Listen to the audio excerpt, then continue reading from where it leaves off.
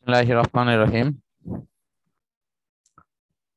উচ্চ মাধ্যমিক শ্রেণীর পদার্থবিজ্ঞান এর পূর্বের ক্লাসের ধারাবাহিকতায় আমরা প্রথম পত্রে নবম অধ্যায় শব্দ এবং তরঙ্গ অংশটি নিয়ে আলোচনা করছিলাম। তো এই অংশের বিভিন্ন যে আলোচনাগুলো হচ্ছিল তার মধ্যে ব্যতিচার অংশটির একটি বিশেষ গুরুত্বপূর্ণ পড়া, সেটি হলো বিট। এটা নিয়ে ইনশাল্লাহ আলোচনা আমরা শুরু করছি। তো বিট বা স্বরকম্প এটি কি? প্রায় সমান তীব্রতা এবং কম্পাঙ্কের দুটি শব্দ তরঙ্গ যখন একই সাথে একটানা একটা নির্দিষ্ট ব্যবধান পর পর এই তরঙ্গগুলো একটা আর একটার উপর আপতিত হয়ে শব্দের পর্যায়ক্রমিক হ্রাস বৃদ্ধি ঘটে। ফলে এই তীব্রতা কখনো শব্দ জোরালো ভাবে শোনা যায়, আর তীব্রতার হ্রাস ঘটলে কখনো শব্দগুলো এটি আস্তে শোনা যায়। এই যে শব্দের যে পর্যায়ক্রমিক যে হ্রাস বৃদ্ধি, এই হ্রাস বৃদ্ধিটাই হলো তোমার বিট বা ব্যতিচার। এই ব্যতিচারটা সাধারণত দুভাবে হয়, একটি হলো স্থান ব্যতিচার আর একটি হলো কাল ব্যতিচার। তো কাল ব্যতিচারটা একটা নির্দিষ্ট সময় পর পর শব্দের এই হ্রাস বৃদ্ধিটা ঘটে, তখন এটিকে আমরা কাল ব্যতিচার বলে থাকি। আর নির্দিষ্ট দূরত্ব পর পর যদি ব্যতিচার ঘটে তবে সেটিকে স্থান ব্যতিচার বলা হয়। আজকে আমরা যে আলোচনাটি করছি বিট নিয়ে, সেটি হলো কাল ব্যতিচার। এটা একটা নির্দিষ্ট সময় পর পর এই কম্পাঙ্কের পর্যায়ক্রমিক হ্রাস বৃদ্ধি ঘটবে এবং একটা শব্দের তীব্রতাও তার সাথে পরিবর্তিত হবে।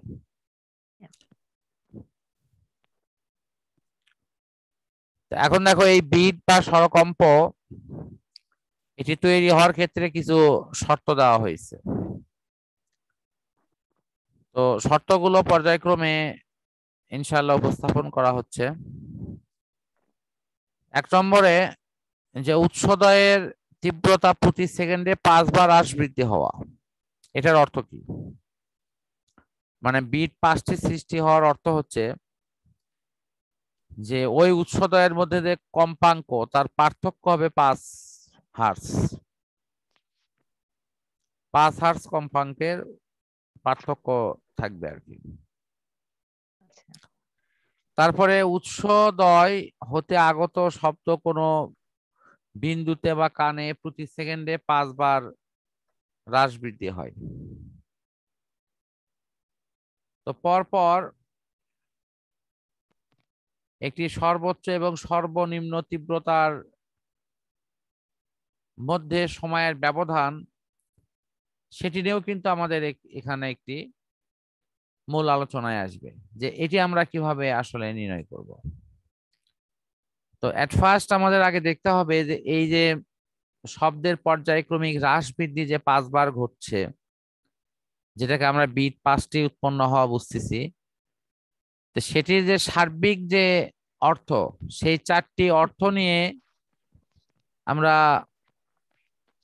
যে আলোচনাটি এখানে করছি সেটা আগে ক্লিয়ার হতে পারছি কিনা।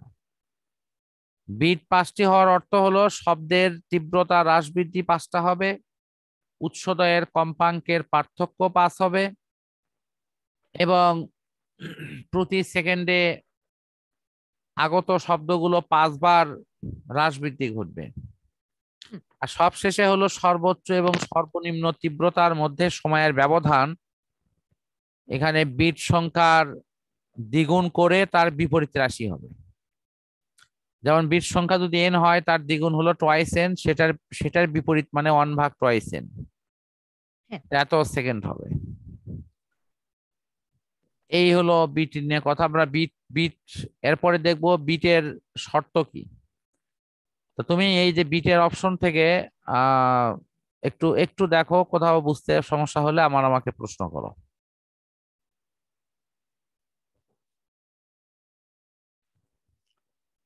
তাহলে আমরা বিট সৃষ্টির এখন শর্ত নিয়ে আলোচনা করছি।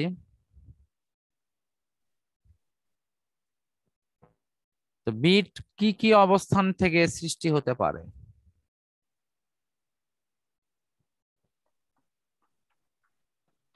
আমরা এখন সেটি দেখব। 1 নম্বর হলো বিট সৃষ্টিকারী শব্দ তরঙ্গগুলো মধ্যে যে ব্যবধান, সেই ব্যবধানটা যাতে একই রেট সৃষ্টি হয়, সেই কারণে এই তরঙ্গ দুটি কিন্তু একই সময়ে সৃষ্টি হতে হবে, একই সময়ে সৃষ্টি হবে, একই সময়ে উৎপন্ন হবে।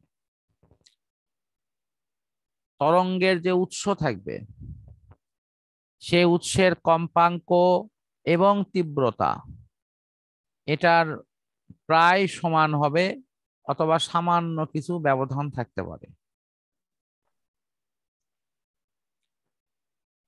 তারপরে তরঙ্গ দুটির দরুন মাধ্যমের যে কোনো একটি কণার সরণ একই রেখায় হতে হবে।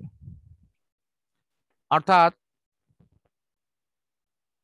এই যে মাধ্যমের কণাগুলোর যে গতি প্রকৃতি,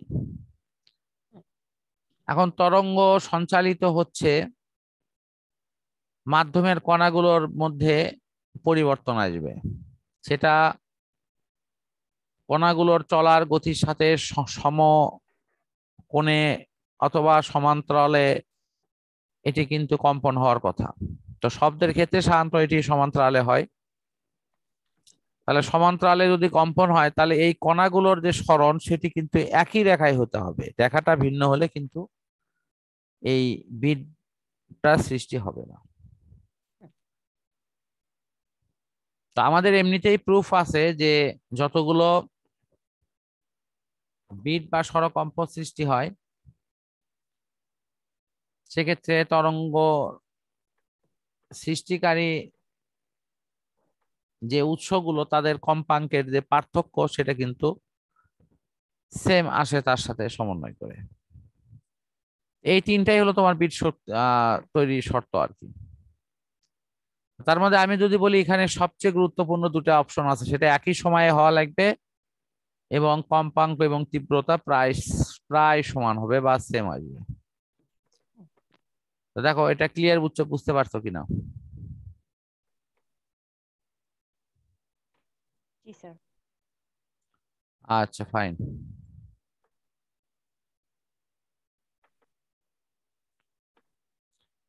এরপরে দেখো, মাধ্যমের যে কোনো একটি কণার ওপরে মিলিত যখন হলো, তখন তাদের দশা পার্থক্য সময়ের সাথে সাথে পরিবর্তিত হবে। লব্ধি বিস্তার সময়ের সাথে পরিবর্তিত হবে। এই যে পরিবর্তিত হওয়া সময়ের সাপেক্ষে, সেই বিষয়গুলো কিন্তু আসলেই গুরুত্বপূর্ণ। কারণ যখনই মাধ্যমের দুটি কণা পরস্পরের মধ্যে মিলিত হবে, তখন তাদের মধ্যে দশা পার্থক্য কিন্তু পরিবর্তন এমনিতেই চলে আসবে। অর্থাৎ দশা পার্থক্য বলতে আমরা তো যেটি বুঝি সেটি হলো তার ভিতরের যে অবস্থা, সে অবস্থান বা পরিবর্তন কিন্তু হয়ে যাবে। এখন ওই শর্তগুলোর আলোকে তার যে উপযুক্ত ব্যাখ্যা বিশ্লেষণ আছে সেটি কিন্তু এখানে নিচে দেওয়া হচ্ছে। কারণগুলো কি কি? এখানে বিট সংখ্যা যখন উৎপন্ন হবে, তো বিট 5টি উৎপন্ন হচ্ছে, তখন আমরা যদি দেখি যে দুইটি উৎস দেয়া আছে, তাদের মধ্যে ব্যবধানও প্রায় 5ই আসতেছে। এটা প্রায় সেম টু সেম আসতেছে, কোনো কোনো প্রবলেম নাই। হ্যাঁ। তাহলে কিন্তু আমরা এই সিকোয়েন্স থেকে তখন কিন্তু ধরে নেব যে না, এটার যে পার্থক্য এবং এদের বিট উৎপন্ন হওয়ার যে বিষয়টি সেটা ঠিক আছে। বাট আমরা যদি ওই জটিল অপশন থেকে বিষয়টাকে ব্যাখ্যা করি, যে দশা পার্থক্যের সাথে সময়ের পরিবর্তনটি নিয়ে যখন আমরা এটি দেখাবো, তখন কিন্তু বিট সংখ্যার এই পরিবর্তনটি আমাদের কাছে ব্যাখ্যা করা বেশ কঠিন হয়ে যাবে। তো সেই কারণের জন্য আমাদের মূল ভিউটাই থাকবে যে আমি বিট তৈরি হচ্ছে কতগুলো, তাদের উৎসগুলোর মধ্যে তার কম্পাঙ্কের ব্যবধান কতটুকু আছে, আর বিট যে সৃষ্টি হয়েছে সেটা ঠিক মতো আমি বুঝতে পারছি কিনা, এই বিষয়গুলো কিন্তু একরকম হওয়া দরকার। সেই কারণের জন্য কিন্তু আমাদের এই যে উৎসগুলো আছে যারা, তাদের যে বৈশিষ্ট্য, সেই বৈশিষ্ট্যগুলো এখানকার কাঙ্ক্ষিত বৈশিষ্ট্য হওয়া উচিত। তাহলে আমাদের এই বিট তৈরি নিয়ে যে প্রবলেম, সেটা কিন্তু ইনশাল্লাহ থাকবে না।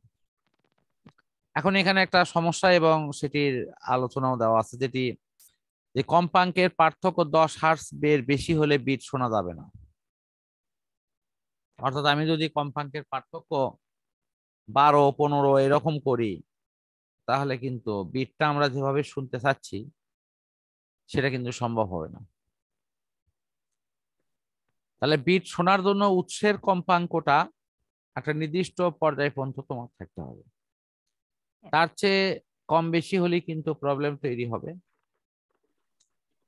তো আমাদের এই যে ব্যবধানটি কেন ওর চেয়ে বেশি হলে সমস্যা তৈরি হবে, সেটি তুমি দেখো। মানুষের মনের যে, মানুষের কান দিয়ে যখন কোনো শব্দ শুনবে, তার অনুভূতি 0.1 সেকেন্ড পর্যন্ত স্থায়ী হয়।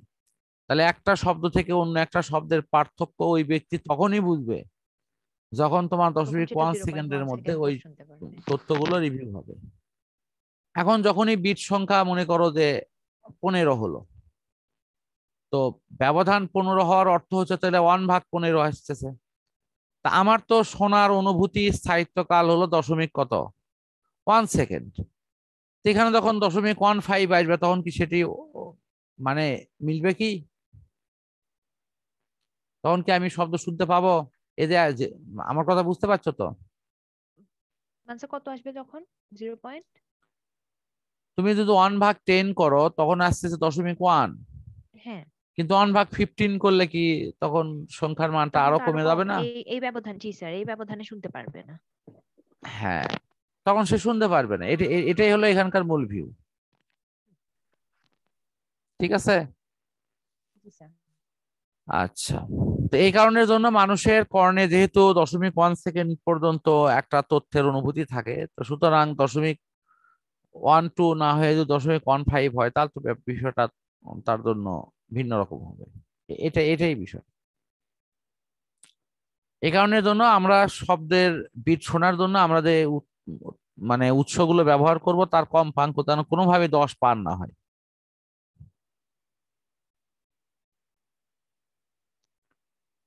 আচ্ছা, তাহলে আমাদের এটা মনে হয় আপাতত ক্লিয়ার হলো নাকি? এখন বিট দেখবার ব্যবস্থা, এটা আমরা পরবর্তী সেশনে ইনশাল্লাহ আলোচনা করব।